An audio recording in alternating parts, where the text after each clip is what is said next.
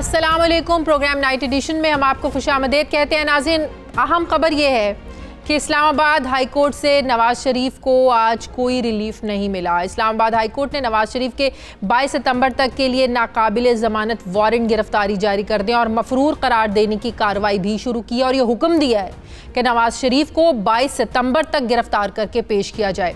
अदालत ने अपने मुख्तसर फैसले में नवाज शरीफ की जानिब से दायर दोनों अहम जो दरखास्तें थी उनको मुस्तरद कर दिया है।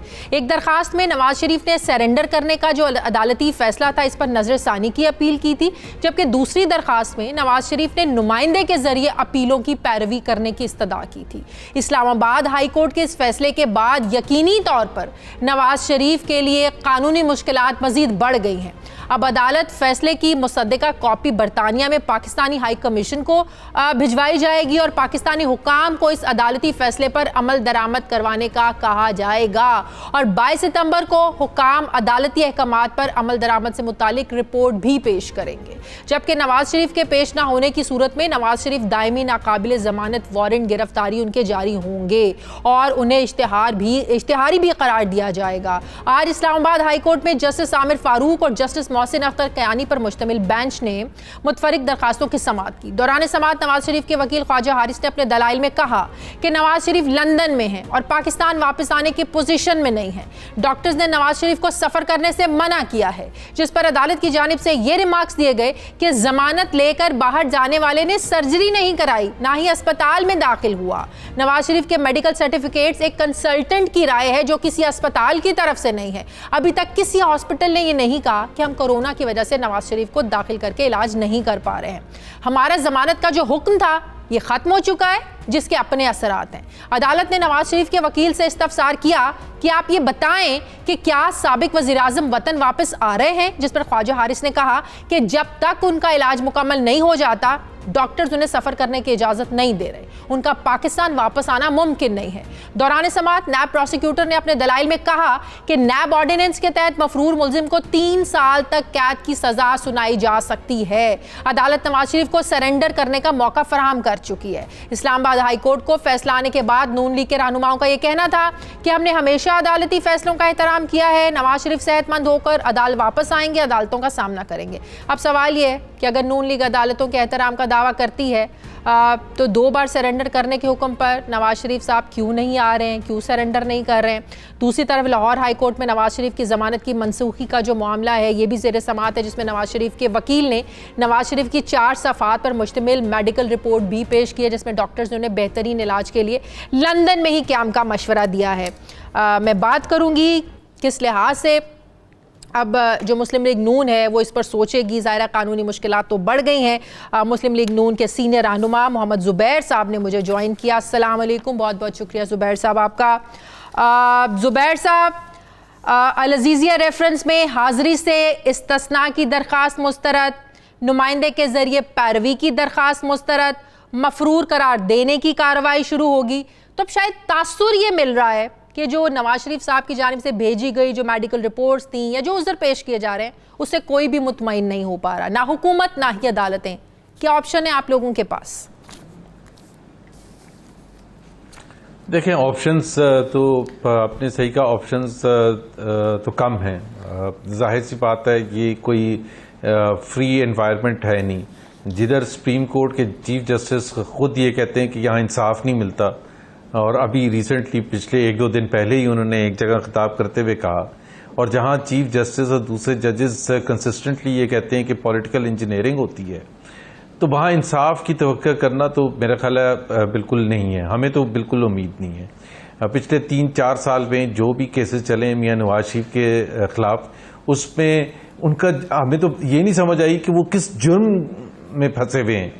पहले उनको पनामा में जो पिटीशन दाखिल की गई जहां से सिलसिला शुरू किया गया था, वहां मनी लॉन्ड्रिंग और उन फ्लैट्स के हवाले से था और सजा दी गई उस पर अकामा पर पैसे ना शो करने पर, रिसीवेबल ना शो करने पर। इसका मतलब यह है कि उसकी कोई हैसियत थी नहीं, ना मनी लॉन्ड्रिंग की, ना टैक्स एवेजन की, ना फ्लैट्स की। फिर जेआईटी बनाई गई, जेआईटी में 13 सवाल रखे गए।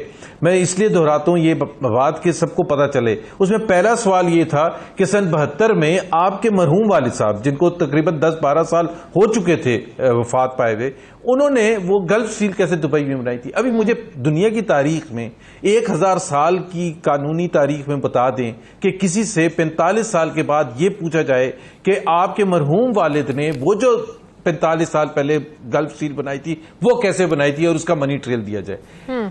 एक जगह पिछले 3-4 साल हो चुके हैं, कहीं एक मियां नवाज शरीफ का नाम आया है जो कानून के तकाजे होते हैं उसके हिसाब से कि जी देखें ये आपने यहां से पैसे भेजे थे या ये आप फ्लैट ओन करते थे, ये आपकी रजिस्ट्री थी लंदन में या पाकिस्तान में, ये आपने किकबैक लिया था, ये आपने कमीशन लिया था, ये आपने गलत फैसले किए थे जब आप प्राइम मिनिस्टर थे या वजीर आला थे, इसलिए आपको ये सजा हुई। जब से ये केसेस चल रहे हैं कि सवाल उठा और मनी ट्रेल, यही सवाल उठा ना मनी ट्रेल का।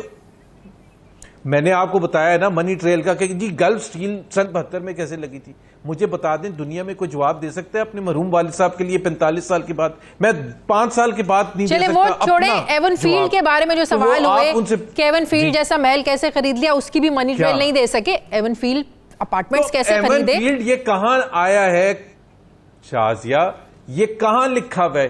कौन से पेपर पर लिखा हुआ है लंदन में या पाकिस्तान में कि एवन फील्ड मियां नवाज शरीफ के नाम पर है? सवाल आप उससे पूछते ना कि ये अगर देखे ना जो मेरे लिए और आपके लिए कानून के तकाजे हैं, जो दुनिया भर में कानून के तकाजे हैं, वो ये होते हैं कि जी मैंने ये खरीदा था, मैंने शो नहीं कराया। तो आप पूछते हैं कि ये आपने क्यों नहीं शो कराया, आपके पास पैसे कहां से आए थे? मियां नवाज शरीफ ना बोर्ड के मेंबर, ना ट्रस्टी, ना कुछ और, ना ये आज तक किसी आपने देखा है किसी में ये प्रूफ हुआ है या ये बताया गया है कि फलानी तारीख को इन्होंने यहां से पैसे भेजे थे? कुछ भी नहीं है। मतलब वालिद साहब ने एक चीज खरीदी, सजा उनके बेटे को मिल रही है 45 साल के बाद या 20 साल के बाद। आप लोगों पे सवालात पता आप क्या उठ रहे हैं? और बाय द वे कि आप लोगों का जो बयानी है ना, हम अदालतों का एहतराम करते हैं। नवाज शरीफ साहब बिस्तरे मर्ग पर छोड़कर आए थे अपनी अहलिया को, इतने सेंसिटिव टाइम में वो छोड़कर आ गए सब कुछ कि हम जाकर अदालतों को फेस करेंगे ताकि हम पर कोई क्वेश्चंस ना उठें। तो आज तो उनकी सेहत सही थी शाजिया, लेकिन एक बीवी को बिस्तरे मर्ग पर छोड़कर आना ये कोई आसान डिसीजन नहीं था। ठीक है, ये बात हर कोई अंडरस्टैंड करता है इस चीज को। बिल्कुल आसान नहीं था, लेकिन उनकी सेहत नहीं उनको रोक रही थी ना। आज उनकी सेहत, ये जब अदालत ने ये कहा कि कंसल्टेंट ने दिया, ये कोई थर्ड वर्ल्ड कंट्री के किसी कंसल्टेंट ने नहीं दिया था।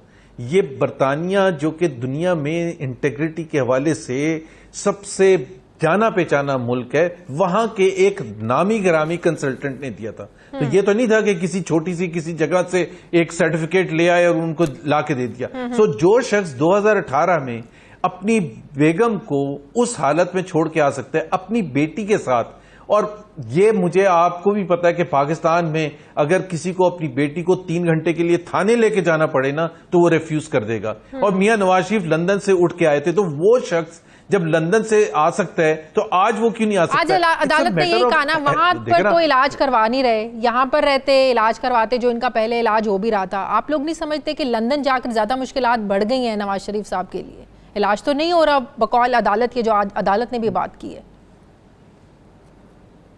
देखें, पहली बात यह है कि पूरी दुनिया को पता है कि एक अनफोर्सीन हालात कोरोना के हवाले से हुए जिसमें बरतानिया उन ममालिक में शामिल है जो सबसे ज्यादा जिस पर असर हुआ है और आज भी है। अनलाइक पाकिस्तान और बहुत से दूसरे 150 ममालिक जहां कोरोना का बिल्कुल दबाव खत्म हो गया तकरीबन। तो बरतानिया या जितने भी यूरोपीय ममालिक हैं या अमेरिका के ममालिक हैं वहां बहुत ज्यादा असर है। और वो उनके हॉस्पिटल केयर, अब ये डॉक्टर डिसाइड करेगा जब कंसल्टेंट या तो अच्छा चलें ठीक है। पाकिस्तान हाई कमीशन को भी कहा गया था, अदालत ने कहा था कि जी आप उनकी मेडिकल रिपोर्ट लेके आए। उन्होंने अपना फर्ज पूरा किया। उन्होंने कौन सी रिपोर्ट्स ला के दी हैं? ये बात तय है नवाज शरीफ इलाज से पहले नहीं आएंगे, इश्तिहारी बनना पसंद करेंगे। अदालत इश्तिहारी करार देती है, मफरूर करार देती है, वो नहीं आएंगे वापस, बिल्कुल भी नहीं आएंगे। ठीक हो गया, बहुत बहुत शुक्रिया। जब तक इलाज नहीं होगा। सही, बहुत बहुत शुक्रिया। मुस्लिम लीग सीनियर रहनुमा मोहम्मद जुबैर साहब हमारे साथ थे। मुझे प्रोग्राम में एक ब्रेक लेनी है, वापस आते हैं छोटे से वक्फे के बाद।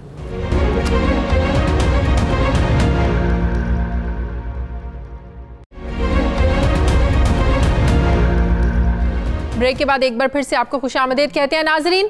सिफारती महाज पर भारत को एक और बदतरीन शिकस्त का सामना करना पड़ा है। शंघाई ताउन तंजीम ने पाकिस्तान के नए सियासी नक्शे पर भारतीय एतराज को यकसर मुस्तरद कर दिया और पाकिस्तानी मौक़िफ़ की तायद की है।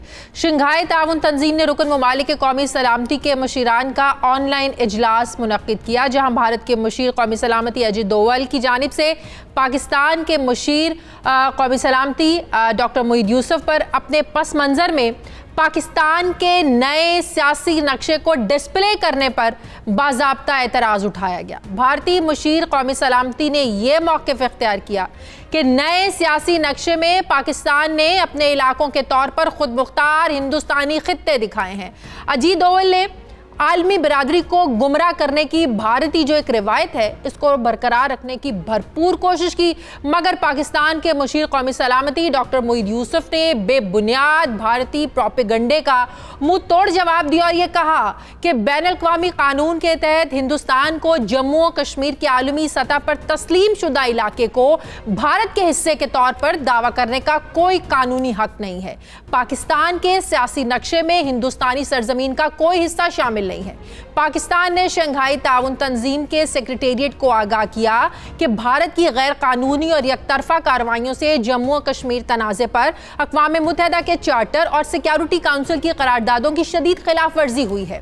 पाकिस्तान ने वाज़े अल्फाज में यह मौक़िफ़ इख्तियार किया कि नया सियासी नक्शा पाकिस्तान के हुकूक और कश्मीरी आवाम की उमंगों की नुमाइंदगी करता है। पाकिस्तान अक़वाम मुत्तहिदा के चार्टर और सिक्योरिटी काउंसिल की करारदादों के मुताबिक आज़ाद और गैर जानिबदाराना राय शुमारी के जरिए जम्मू और कश्मीर तनाज़े के हल के हुसूल के लिए पुरअज़्म है। शंघाई ताउन तंजीम ने पाकिस्तान की पोजीशन पर इत्तफाक किया और डॉक्टर मोईद यूसुफ ने पाकिस्तान के सियासी नक्शे को ही पस मंज़र में वाज़े रखते हुए जो अपना मौक़िफ़ था उसको जारी रखा, तबादला ख्याल जारी रखा और इजलास मुकम्मल होने तक अपना जो मौक़िफ़ था डट कर बयान किया, जिसे न सिर्फ शंघाई ताउन तंजीम ने इसे कबूल किया बल्कि पज़िराई भी की। अहम सवाल ये है कि पाकिस्तान के नए सियासी नक्शे पर भारतीय एतराज़ात का मुस्तरद होना ये कितनी बड़ी हमारी सिफारती कामयाबी है। सवाल ये भी है कि आखिर भारत पाकिस्तान के सियासी नक्शे से इतना खौफज़दा क्यों है। मैं बात करूंगी वज़ीर-ए-आज़म के मुशीर बराए कौमी सलामती डॉक्टर मोईद यूसुफ साहब ने मुझे ज्वाइन किया। अस्सलाम वालेकुम, बहुत बहुत शुक्रिया डॉक्टर साहब आपका। डॉक्टर साहब, क्यों भारत आज पाकिस्तान का सियासी नक्शा देकर बुखला गया? यकीनन ये भारत की सिफारती नाकामी है, हमारी बड़ी कामयाबी है। ज़रा आप ये दुनिया को बताइए कि आज अजीत डोवल का रवैया था क्या? शाहज़े, देखिए, पहले तो अल्लाह ताला का शुक्र है कि पाकिस्तान का मौक़िफ़ जो है वो न सिर्फ तस्लीम हुआ लेकिन ऐसी एक इन्वायरमेंट बनी कि ख़ुद अपने एक्शन से एक मुल्क ने अपने आप को आइसोलेट किया, अपना मजाक उड़वाया एक ऐसे फोरम पे जो बड़ा मैच्योर, बड़ा अहम फोरम है, जिसका सारा मंतक ही कॉपरेशन है, मिल के काम करके आगे बढ़ना है।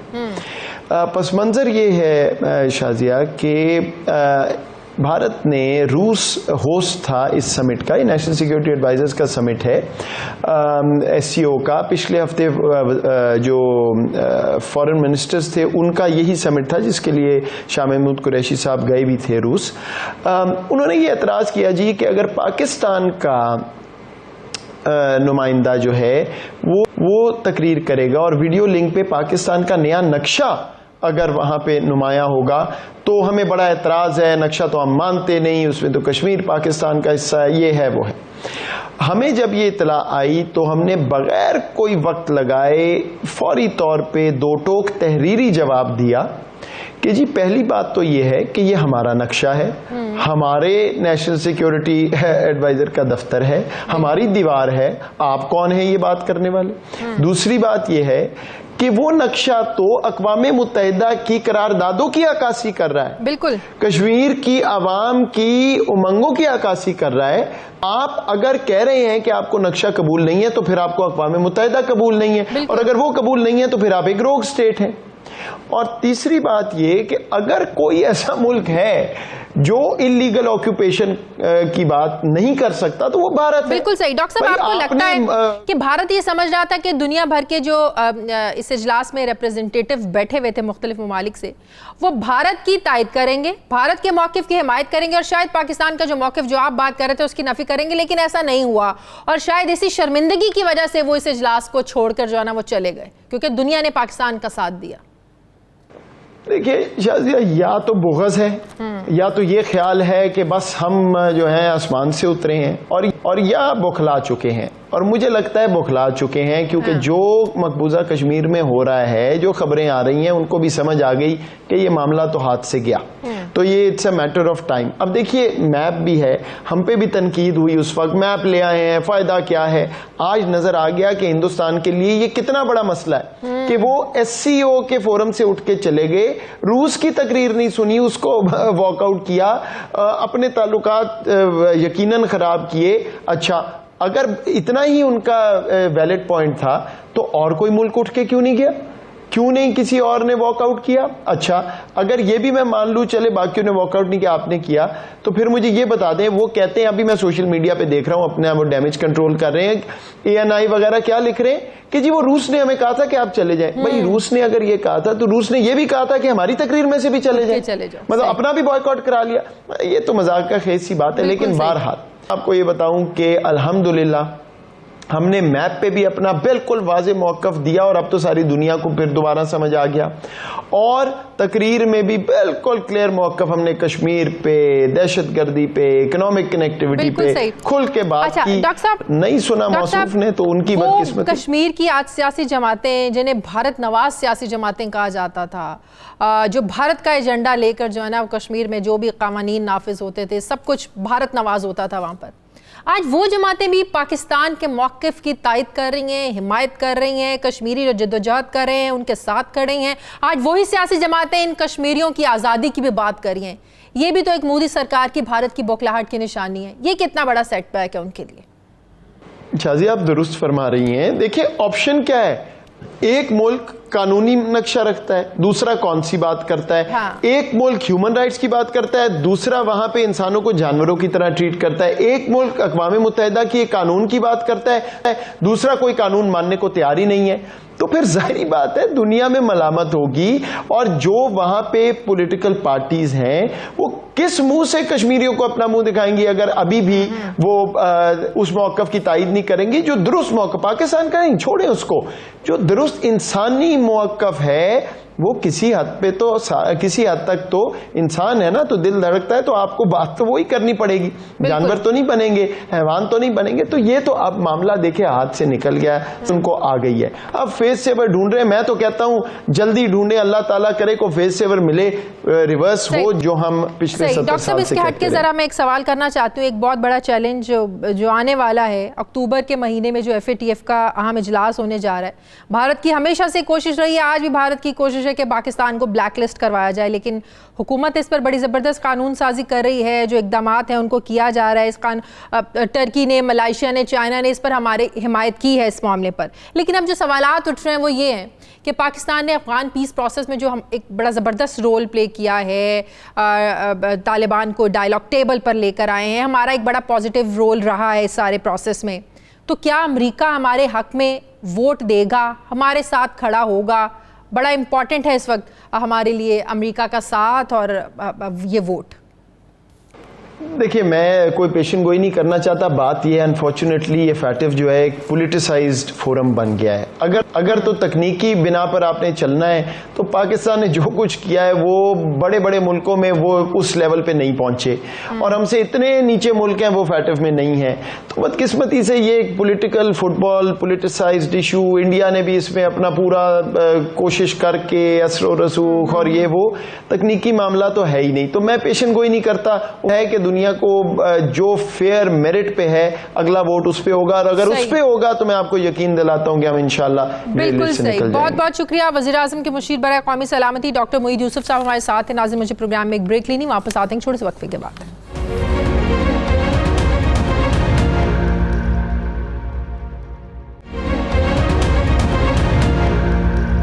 ब्रेक के बाद एक बार फिर से आपको खुशामदीद कहते हैं। नाज़रीन, मोटरवे गैंग रेप के वाक़े ने पूरे मुल्क को हिला कर रख दिया है और इस मुबैना ज़्यादती के खिलाफ पाकिस्तान के तमाम छोटे बड़े शहरों में एहतजाज हो रहे हैं और सिविल सोसाइटी की तरफ से ये मुतालबा किया जा रहा है कि मोटरवे पर खातून के साथ मुबैना ज़्यादती करने वाले जो मुल्ज़िमान हैं उनको सरेआम फांसी दी जाए, क्योंकि माजी में भी इस तरह के कई वाक़यात हो चुके हैं जिनमें ना सिर्फ ख़वातीन बल्कि मासूम बच्चियों को दरिंदा सिफ्त अफराद अपनी जिनसी हवस का निशाना बनाते रहें।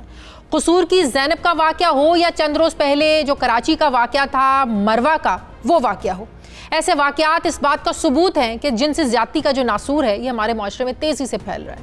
यही वजह है कि अब हुकूमती ऐवानों में भी जिनसी ज़्यादती के मुर्तकिब जो मुल्ज़िमान हैं इनको कड़ी से कड़ी और इबरतनाक सज़ाएँ देने पर बहस शुरू हो गई है। गुज़श्ता रोज़ कौमी असम्बली में मोटरवे ज़्यादती केस पर बहस के दौरान अपोजिशन और हुकूमती अरकान में खासी जो है ना बहस और गर्मा गर्मी देखने में आई। अरकान की जो अक्सरियत थी उसने मोटरवे ज़्यादती के मुजरमान को सज़ाए मौत देने का मुतालबा किया, जिसे शीरी मज़ारी ने इख्तलाफ किया और ये कहा कि बहुत से ममालिक में मौत की सज़ा दी गई लेकिन जराइम नहीं रुके। गुज़श्ता रोज़ इस हवाले से वज़ीर-ए-आज़म इमरान खान ने हमारे चैनल 92 न्यूज़ को दिए गए एक खुसूसी इंटरव्यू में कहा कि जिनसी ज़्यादती करने वाले मुल्ज़िमान को सरेआम फांसी दी जानी चाहिए और कैस्ट्रेशन का जो तरीक़ाकार है इसको अपनाना चाहिए, उसको नामर्द बना दिया जाए। लेकिन वज़ीर-ए-आज़म के सरेआम फांसी देने के बयान पर सेनेटर रज़ा रबानी ने भी सरेआम फांसी देने की मुखालिफत की और ये कहा कि ऐसा करने से पहले आइन के आर्टिकल 12 को पढ़ लिया जाए। लेकिन खबरें ये आ रही हैं कि हुकूमत ने मुल्क में बढ़ते जो तेज़ी से ये जो वाक़यात हैं जिनसी ज़्यादती के, इनके बाद ऐसे मुजरमान को इबरतनाक सज़ाएँ देने के हवाले से कानून साजी का फैसला किया है। सेनेटर फैसल जावेद ने रेप के मुजरमों की जिनसी सलाहियत ख़त्म करने से मुतालिक वज़ीर-ए-आज़म इमरान खान के बयान की तौसीक की और ये कहा कि कानून में तरमीम की जाएगी जिसके तहत रेप के मुल्ज़िमान के खिलाफ ट्रायल और प्रोसिक्यूशन में तेजी लाकर उन्हें निशाने इबरत बनाया जाएगा। अगर ये बिल मंजूर होकर कानून बन जाता है तो पाकिस्तान ज़्यादती के मुजरमान को कैस्ट्रेशन के जरिए नाकारा बनाने वाली जो सज़ा है ये चौथा मुल्क बन जाएगा, क्योंकि इंडोनेशिया में, यूक्रेन और चेक जमहूरिया पहले ही ऐसे 3 ममालिक ये हैं जहाँ पर ये सज़ाएँ दी जाती हैं। जिनसे ज़्यादती करने वाले मुल्ज़िमान को कड़ी से कड़ी सज़ाएँ देने के हवाले से नून लीग के सेनेटर जावेद अब्बासी ने भी गुज़श्ता रोज़ सेनेट में एक बिल पेश किया जिसमें ख़वातीन और 18 साल से कम उम्र बच्चे और बच्चियों के साथ जिनसी ज़्यादती के मुजरमान को सरेआम फांसी देने का मुतालबा किया गया है। इस बहस में हमारा जो मुआशरा है वो 2 तरह से बटा हुआ है। मैं बात करूंगी, मुझे ज्वाइन किया है ड्रामा आर्टिस्ट मारूफ अदाकारा हैं मारिया वास्ती साहबा। अस्सलाम वालेकुम, बहुत बहुत शुक्रिया मारिया आपका। मारिया, इस वाक़े के बाद हमारा जो मुआशरा है, जैसे मैंने कहा कि हमारी जो बहस है वो इसमें हम तकसीम होकर रह गए। फांसी होनी चाहिए, नहीं होनी चाहिए, सरेआम होनी चाहिए, बिल्कुल नहीं होनी चाहिए। दूसरा उज़र ये पेश किया जाता है भाई ज़ैनब के वाक़े के बाद ज़ैनब के जो मुजरिम को फांसी तो दी गई, क्या ये वाक़यात रुक गए? तो क्या करने की ज़रूरत है? एक लिबरल तबका है जो बिल्कुल नहीं चाहता कि फांसी हो, इंसानी हकूक़ की अलमबरदार जो तंजीमें हैं वो आड़े आ जाती हैं, भाई नहीं नहीं नहीं। फिर एक तरफ कहा जाता है भाई यूरोप की तरफ से हम पर पाबंदियां लग जाएंगी। कैसे ये जो जिनसी ज़्यादती का नासूर है हमारे मुआशरे में फैलता जा रहा है, कैसे रोका जाए इसको? प्रिवेंशन, आप सजाओं तक पहुंच गए हैं लेकिन उस सजा के फंदे तक आप क्रिमिनल को लेकर कैसे जाएंगे? हम लेकर गए हैं, लेकर जा सके हैं? अभी हम ढूंढ रहे हैं आपका जो मेन कल्प्रिट है और जो बाकी केसेस होते रहे हैं, क्या उसमें हमने सही मुजरिम को पकड़ लिया? क्या उनकी बेलें नहीं हुई हैं? हाँ। सारे तो बाहर फिर रहे हैं। मुझे आई डोंट अंडरस्टैंड कि मैं बिल्कुल मेरा आप इस तरह के केसेस होते हैं और बच्चों के, छोटे बच्चों के साथ, तो दिल तो ये चाहता है ना कि आप जाके अपने हाथ से उस बंदे को मार दें। बिल्कुल, हर एक का दिल करता है, ऑल ऑफ अस। लेकिन ऑब्वियसली अगर आप किसी स्टेट में रहते हैं, किसी मुल्क में, तो कानून है और वो उसको फॉलो करना है आपने। यही है सिविक सोसाइटी, यही है कि कानून को हम अपने हाथ में नहीं ले सकते। लेकिन मुझे ये बताइए कि हम एंड पे पहुंच गए हैं कि भाई फंदा कौन सा होगा, उसको कितना बड़ा होगा, कितना टाइट होगा। मुझे पहले ये बताइए, असल फंदा प्रिवेंशन है। बिल्कुल, और उसके लिए रोते रहे हम कि आपने उसके लिए कुछ नहीं किया। मेरी तरफ से आप कैस्ट्रेट करेंगे, जरूर करें कैस्ट्रेट, लेकिन वो बंदा और ज्यादा पागल होके पता नहीं किस से बदला लेता फिरेगा। आप बिल्कुल कैपिटल पनिशमेंट है, आप दे दें। इसमें मैं तो कहती हूँ ये आप लोगों के, अगर मुख्तलिफ आप लोगों के दो ग्रुप्स आपस में बैठे डिसाइड कर लें लेकिन आपका मेन प्रॉब्लम तो वही है, आपके जुडिशियल सिस्टम में प्रॉब्लम है, आपकी पुलिस रिफॉर्म्स होनी है, आपके आईओ के लेवल, फर्स्ट लेवल पे आपका केस खराब हो जाता है।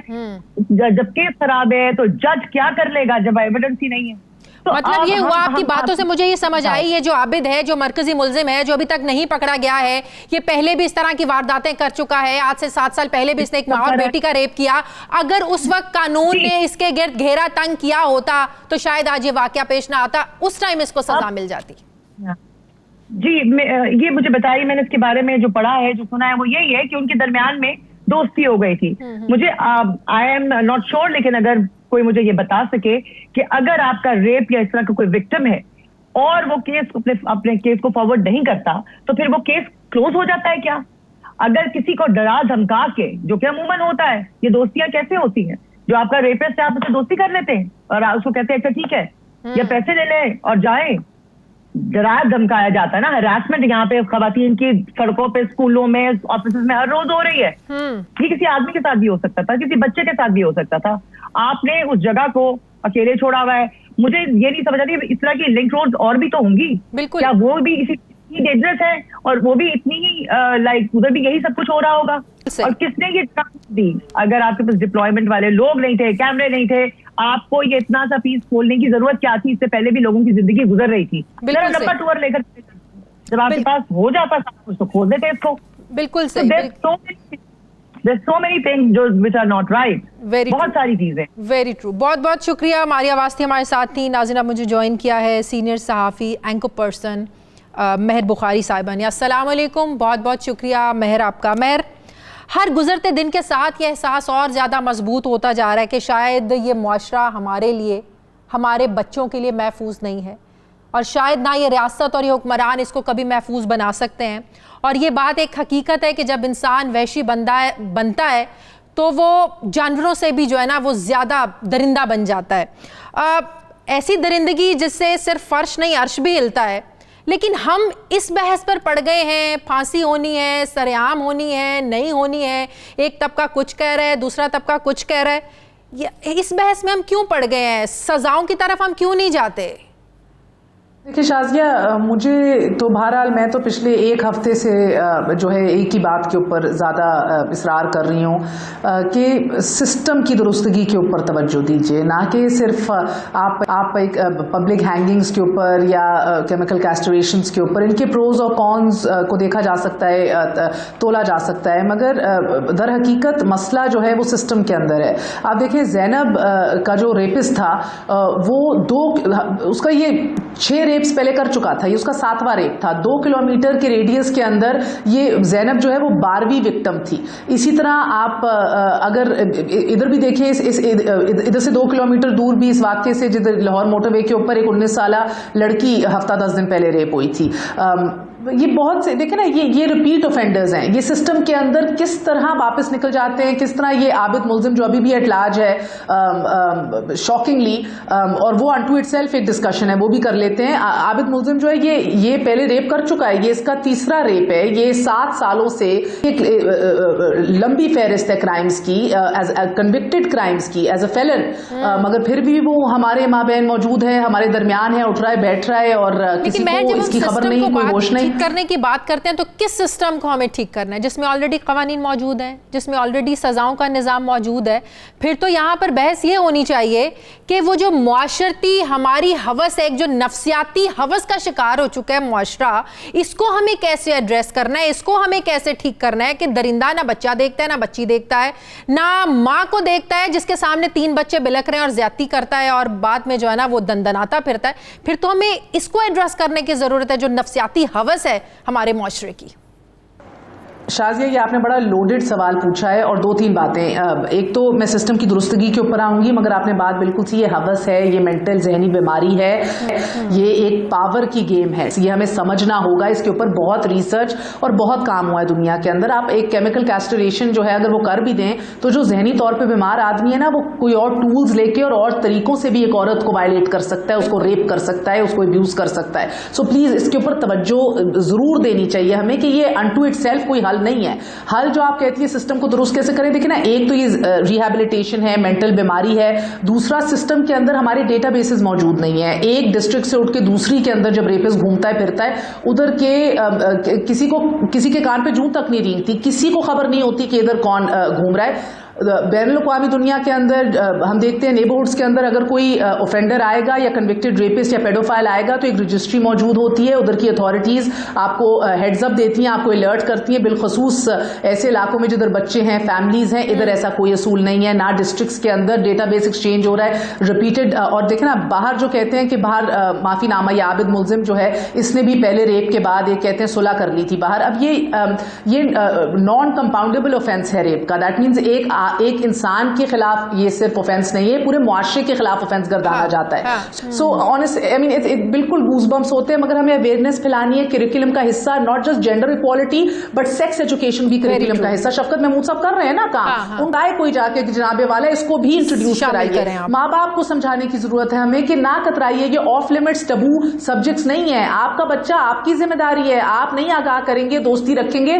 तो वो किसके पास जाएगा, वो वायलेट होके भी किसके पास वापस आएगा। बिल्कुल सही। तो ये चैनल्स ऑफ कम्युनिकेशन हमें खोलने हैं। बिल्कुल सही। बहुत बहुत शुक्रिया। सीनियर सहाफ़ी एंकर पर्सन महर बुखारी साहब हमारे साथ थी। नाज़िम, मुझे प्रोग्राम में एक ब्रेक लेनी, वापस आते हैं छोटे से वक्फे के बाद।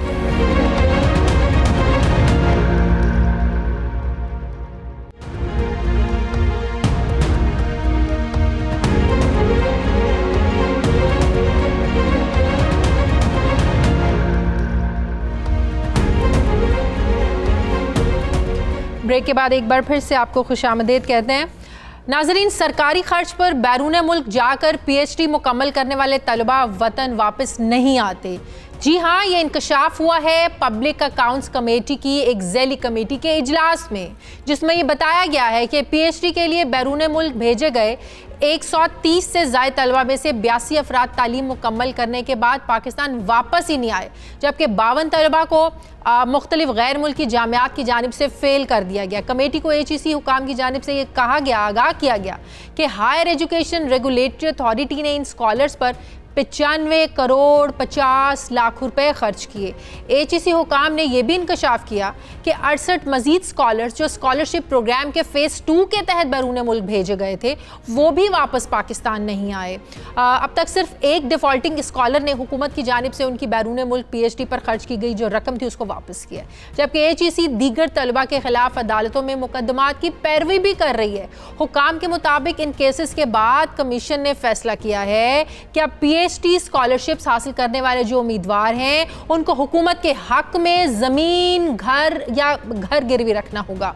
जबकि कमेटी की जानिब से यह भी कहा गया है कि चूंकि PhD के लिए बैरून मुल्क जाने वाले ज़्यादा तलबा के पास अपने नाम पर ज़मीन नहीं होती, कोई घर नहीं होता या कोई प्रॉपर्टी नहीं होती, लिहाजा अगर HEC का तजवीज़ करदा स्कॉलर PhD की डिग्री हासिल करने के बाद मुल्क में खिदमत करने के लिए नहीं आता तो उसके लिए ज़िम्मेदार और अच्छे फ़र्ज से ज़मानत हासिल की जानी चाहिए। एक तरफ सरकारी खर्चे पर बैरून मुल्क से PhD मुकम्मल करने वाले जो स्टूडेंट्स हैं वो वापस नहीं आ रहे हैं, तो दूसरी तरफ मुल्क में बेरोज़गारी की सूरत हाल ये है कि पंजाब में लेक्चरर की 2500 आसामियों के लिए पढ़े लिखे 5 लाख नौजवानों ने जो है ना वो दरखास्तें दी हैं। अब इस सूरत हाल में सवाल ये करना बनता है कि जब इतनी बड़ी तादाद में पढ़े लिखे बेरोज़गार नौजवान मुल्क में मौजूद हों तो फिर मुल्क में PhD मुकम्मल करने वाले जो तलबा हैं भाई ये वापस कैसे आएंगे, क्यों आएंगे जब उन्हें अपने मुल्क में रोज़गार नहीं मिलेगा। वो नहीं सोचेंगे कि क्या उन्हें वहाँ पर माहौल वैसा दस्तयाब होगा, क्या उन्हें अच्छी नौकरी मिलेगी इतना पढ़ने के बाद जैसे मगरिबी ममालिक में होता है। सवाल ये है कि गरीब मुल्क के ख़जाने से बैरून मुल्क PhD मुकम्मल करने वाले तलबा मुल्क को जो है ना वो पे बैक करने के लिए आज तैयार क्यों नहीं है। सवाल तो ये भी आम है कि क्या PhD के लिए जाने वालों का असल मकसद तालीम नहीं है, क्या बैरून मुल्क रिहाइश इख्तियार करना है अच्छा फ्यूचर सोचते हुए। इस पर मैं बात करूँगी। मुझे ज्वाइन किया है सूबाई वज़ीर बराए हायर एजुकेशन पंजाब राजा यासिर हमायूं साहब ने। अस्सलाम वालेकुम, बहुत बहुत शुक्रिया यासिर हमायूं साहब आपका। अस्सलाम वालेकुम जी। यासिर साहब, ये जो पब्लिक अकाउंट्स कमेटी की ज़ैली कमेटी में इंकशाफ हुआ है कि हुकूमत PhD के लिए जिन स्कॉलर्स को भेजती है वो जब उनकी PhD एजुकेशन कंप्लीट हो जाती है वो वापस नहीं आते हैं, क्यों, क्या वजह है और हुकूमत अब कैसे उन लोगों को वापस लाने का सोच रही है। अगर आप लोग ये सोच रहे हैं कि घर या ज़मीन को रखी जाए, हर किसी के पास अपना घर नहीं है आज के दौर में, किसी की प्रॉपर्टी नहीं है, किसी के पास ज़मीन नहीं है। देखिए जी, सबसे पहली बात तो ये कि तमाम ये जो कॉन्सेप्ट है ये शुरू मुशर्रफ एरा में हुआ था और शायद अच्छी नीयत के साथ ही हुआ था, लेकिन उस वक्त भी मैं ये समझता था कि ये राइट डायरेक्शन में कदम नहीं है और we are not ready for this.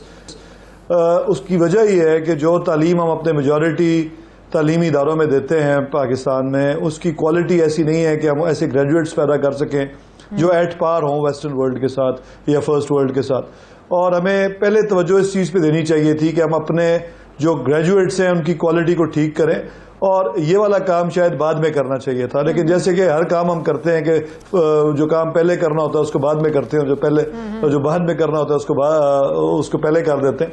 तो ये मेरा ख्याल है एक गलती हुई हमारी उस वक्त की गवर्नमेंट से। और ऑब्वियसली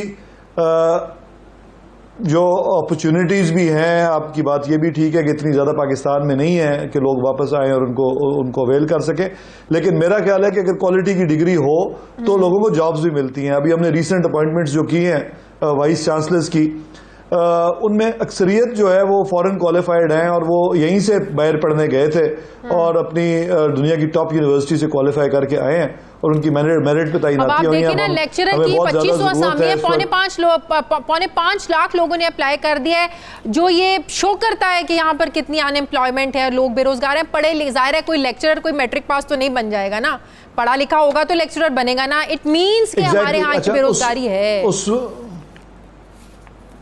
और डेफिनेटली है जी, लेकिन उसमें जो बुनियादी जो उसकी वजह ये है ना कि आपकी ह्यूमन रिसोर्स की क्वालिटी वो नहीं है और तालीम रेलेवेंट नहीं है। हाँ। अगर आपने पीएचडी रेलेवेंट मज़ामीन में की हो तो आपको डेफिनेटली जॉब ना सिर्फ पाकिस्तान में मिल जाए बल्कि बाहर भी मिल जाए, और उसकी क्वालिटी भी अच्छी होनी ज़रूरी है। तो ये इन दो चीज़ों को ठीक करने की ज़रूरत है और ये एक लॉन्ग टर्म प्रोस्पेक्ट काम है और हमने उस पर काम शुरू किया हुआ है। हमने अपनी डायरेक्शन बिल्कुल ठीक कर ली है और वाइस चांसलर्स नो कि हमें एक्चुअली हमारे गोल्स क्या हैं आने वाले सालों में, कि किस तरह हमने अपनी तालीम की क्वालिटी को इम्प्रूव करना है। तो आप नहीं समझते जो स्टूडेंट्स नहीं आते हैं, पाकिस्तान का इमेज भी बुरा होता है और वो कल को ये रिस्ट्रिक्शंस भी लग सकती हैं कि भाई पाकिस्तान के जो स्टूडेंट्स हैं जब वो आते हैं यहाँ पर हमारे मुल्क में पीएचडी करने के लिए तो वापस ही नहीं जाते हैं। ये तो यहाँ पर जो है ना वो रिहाइशें जो है ना वो ले लेते हैं। उनकी तो देखें जी नहीं, वेस्टर्न वर्ल्ड में तो उनकी ये ख्वाहिश होती है कि तमाम दुनिया से लायक लोग वहां जाके आ जाएं। अमेरिका की तो तरक्की का राज ही यही है। अमेरिका ने सेकंड वर्ल्ड वॉर के बाद अगर तरक्की की तो उसकी यही वजह थी कि जर्मनी से और ईस्टर्न यूरोप से बेताशा लायक लोग वहां गए और सेटल हुए। इसी तरह फिर इंडिया से और पाकिस्तान के स्कॉलर्स, डॉक्टर्स, तो ब्रेन ड्रेन जो है थर्ड वर्ल्ड से वो वेस्ट। लेकिन ये उनका कानून है कि तालीम मुकम्मल करने के बाद आपने अपने ममालिक में वापस जाना है और वहां से अगेन आपको वीजा लेना है, फिर आपको आने की परमिशन होती है। वो ये तो फिर इलीगल होता है ना? नहीं, ये एक्चुअली अगर जी नहीं, अगर उनको H1 मिल जाए वीजा तो उनको कोई जरूरत नहीं है उसके बाद। और वो मेरा नहीं ख्याल कि जो लोग डॉक्टरेट करने जाते हैं वो इलीगली अपॉइंट होते हैं वहां पे। असल इशू ये है कि हमें एक्चुअली प्रॉब्लम की रूट्स की तरफ जाना चाहिए, जो आपने पहले बात की कि क्या वजह है कि लोग डॉक्टरेट कर लेते हैं और फिर पाकिस्तान में नहीं रहना चाहते। क्या हम पाकिस्तान की इकोनॉमी को, पाकिस्तान को इतना अट्रैक्टिव बना सकते हैं कि लोग शौक से वापस पाकिस्तान आए? देखिए, अगर आपके पास बड़ा क्लियर एग्जांपल अपने हमसाया मुल्क का मौजूद है। पहले हिंदुस्तान से भी बेताशा लोग अमेरिका में और यूरोप में जाके सेटल हुए, लेकिन जब उनकी इकोनॉमी टेक ऑफ कर गई और स्पेशली नॉलेज इकोनॉमी और IT बेस्ड इकोनॉमी, तो उसके बाद लोगों ने वापस इंडिया का रुख करना शुरू कर दिया और बहुत सारे लोग सिलिकॉन वैली छोड़ के वापस हिंदुस्तान का रुख किया। तो हमें असल में तो जब तक ये नहीं होगा तब तक हम अपने ग्रेजुएट्स को दोबारा अट्रैक्ट नहीं कर सकेंगे और ये जो मेजर्स हैं कि हम वापस नहीं, ये सारे बड़े सुपरफिशियल साबित होंगे। तो इसका मतलब है आप ये कह रहे हैं कि हमें अपने तालीमी निज़ाम को बेहतर बनाना है और उस माहौल को बेहतर बनाना है जहाँ पर ये फियर ना हो कि हम अपने मुल्क में वापस जाएं तो शायद हमें अच्छी नौकरी ना मिले या अच्छा रोजगार ना मिले। एम आई राइट? एग्जैक्टली दो चीजें जरूरी हैं, एक आपकी क्वालिटी ऑफ ह्यूमन रिसोर्स की इंप्रूवमेंट और दूसरा हाईटेक इंडस्ट्री की यहाँ पे मौजूदगी और उसकी डेवलपमेंट। जब ये काम हो जाएंगे तो इंशाल्लाह खुद ही लोग पाकिस्तान का रुख करेंगे और फिर जो ऑलरेडी बाहर सेटल्ड भी हैं वो भी कोशिश करेंगे पाकिस्तान आ जाएं। और इसमें और बहुत सारे छोटी चीजें शामिल हैं कि इसको करना कैसे है, लेकिन अभी रिसेंटली हमारी यूनिवर्सिटीज में जो हमने कई दो हमारी इंपॉर्टेंट यूनिवर्सिटीज के वाइस चांसलर्स अपने बाहर के मुल्कों की जॉब छोड़ के पाकिस्तान आए और आखिर उनको कोई चीज थोड़ी बहुत नजर आनी शुरू हुई है तो दे गॉट अट्रैक्टेड। आपकी गवर्नमेंट कॉलेज यूनिवर्सिटी जो लाहौर की बड़ी बल्कि पाकिस्तान की टॉप यूनिवर्सिटीज में उनके वीसी कैम्ब्रिज के से डॉक्टरेट की हुई है और वो न्यूजीलैंड में थे और जॉब छोड़ के पाकिस्तान आ गए। और जो हमारे ITU के वीसी हैं वो यूनिवर्सिटी ऑफ टेक्सास ऑस्टिन में टेन्योर्ड प्रोफेसर थे और MIT के से डॉक्टरेट की हुई थी, वो भी वापस आए। और बाकी भी इंडियाना ब्लूमिंगटन के एक ग्रेजुएट हैं, वो हमारे एक वीसी लगे यूनिवर्सिटी में। तो बेसिकली तो लोगों को अगर नजर आएगा कि पाकिस्तान में ठीक काम हो रहा है तो इवेंचुअली इंशाल्लाह ज्यादा आना शुरू होंगे। अभी तो एक शुरुआत है और ऑफ कोर्स हमने भी अभी वो लेवल्स अचीव नहीं किए कि ज्यादा लोग अट्रैक्ट हो। सही, बहुत बहुत शुक्रिया। सूबाई वजीर बराए एजुकेशन पंजाब राजा यासिर हमायूं साहब मेरे साथ थे। नाज़रीन, हमारे प्रोग्राम का वक्त खत्म हो गया। प्रोग्राम के लिए आप हमें फीडबैक ज़रूर दीजिएगा, अपना ख्याल रखिएगा। मेरी आपसे मुलाकात होगी कल। मुझे इजाज़त दीजिए, अल्लाह हाफिज़।